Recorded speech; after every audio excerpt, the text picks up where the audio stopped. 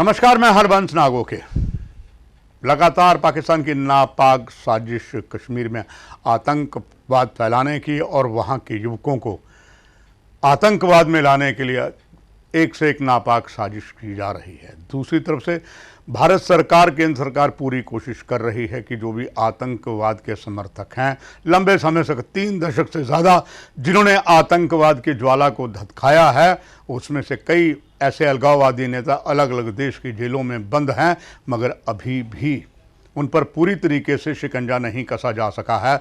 उदाहरण तौर पर बात अगर करें आज़ादी समर्थक का नारा देने वाले यासीन मलिक पर, जिसकी अपनी JKLF Jammu Kashmir liberation front थी, जेल में तो बंद है। एयरफोर्स के 6 अधिकारियों की नरशंस हत्या का उस पर आरोप है और कश्मीर घाटी में लगातार आतंक को बढ़ाने के लिए, युवकों को आतंक के लिए प्रेरित करने के लिए पाकिस्तान से पैसा आता रहा है।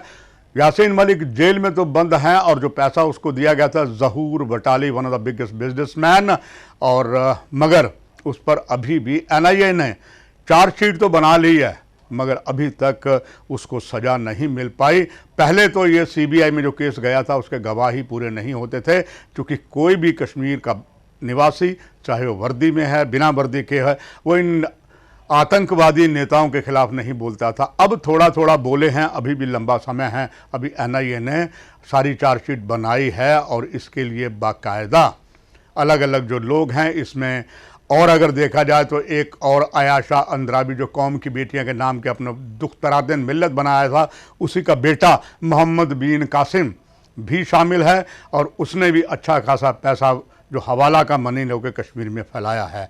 यहीं बस ने अगर यासीन मलिक की बात करें तो उन्होंने बहुत बड़ा एक प्रॉपर्टी, बहुत बड़ा मॉल कश्मीर में भी बनाया हुआ है, करोड़ों रुपए की उसकी संपत्तियां ऐसे ही मोहम्मद बिन कासिम की है। और अब इसी के चलते इन पर अभी अदालत क्या फैसला देगी आने वाला वक्त बताएगा, मगर अभी भी इन्होंने नापाक साजिशें जारी रखी हैं। दूसरी तरफ से पाकिस्तान के प्रधानमंत्री की हालत अपनी ही ख़राब है, इसलिए पूरी उसकी कोशिश चल रही है कि कश्मीर घाटी के में बच्चे हैं उनका ब्रेन वॉशिंग किया जाए, धर्म के नाम पर उसे लाया जाए, क्योंकि पाकिस्तान जो है grey list of financial action task force जो फतेह बोलते हैं उससे बचना चाहता है। और इसीलिए उस डर के कारण उन्होंने जो खूंखार आतंकवादी संगठन थे, जैसे लश्कर-ए-तौबा था, जैसे मोहम्मद था, इसका नाम बदलकर अलग अलग नाम कर दिया है और कश्मीर घाटी में लगातार वो सक्रिय हो रहा है।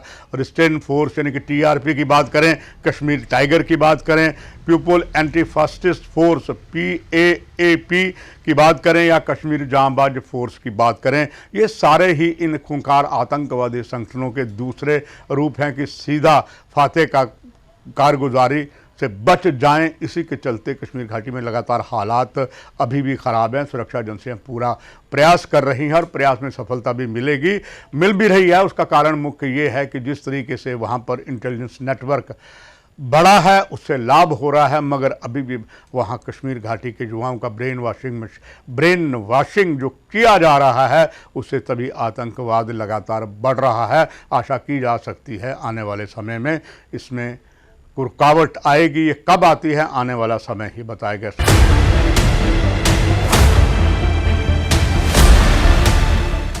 आइए एक और खबर की तरफ रुख करते हैं। जम्मू कश्मीर में उपराज्यपाल के सलाहकार श्री फारूक खान ने त्यागपत्र दे दिया है।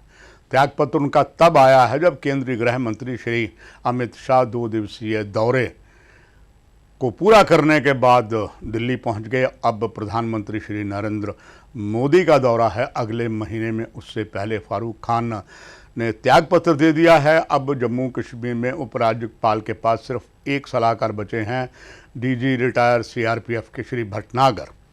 इससे पहले जो थे अलग अलग एडवाइज़र, उनको पहले ही बदल दिया गया था। फारूक खान के बदलने के बाद कई कयासों का दौर आपने भी आज पढ़ा होगा। कईयों ने ये कयास लगाए हैं कि शायद उन्हें बहुत बड़ी को जिम्मेदारी BJP में दी जाएगी। खैर ये तो आने वाला समय बताएगा, मगर एक बात साफ नज़र आ रही है कि अब कुछ नया जम्मू कश्मीर में होने वाला है। और किन कारणों से श्री फारूक खान ने त्यागपत्र दिया ये तो भीतर की बात है, मगर कयासों का दौर सदैव ही तेज होता है। हमने से बहुत कोशिश की थी किसी तरीके से फारूक खान साहब से बात हो जाए, मगर हम उसमें सफल नहीं हो पाए। केवल हम ही नहीं और भी कई मीडिया वालों ने कोशिश की थी, मगर कयासों के दौर में ये कहा गया है कि शायद उन्हें खास करके जो मुस्लिम बाहुल क्षेत्र हैं वहाँ पर एक जिम्मेदारी सौंपी जाए कि भारतीय जनता पार्टी का वहाँ से अच्छा खासा लाभ मिल सके। यानी कि वहाँ भारतीय जनता पार्टी के जब भी यहाँ चुनाव होता है, प्रत्याशी खड़े होते हैं, उनको लाभ मिलेगा।